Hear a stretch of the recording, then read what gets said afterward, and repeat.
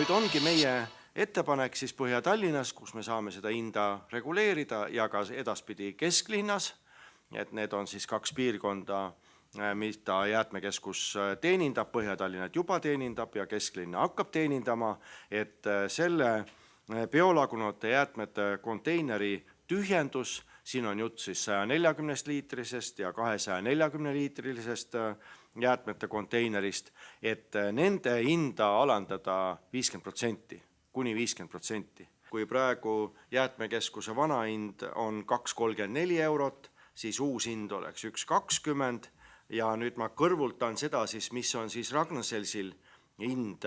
on praegu 3,28 ja Eesti keskkonnateenustel 3,60, seda siis vastavalt siis kesklinna piirkondades.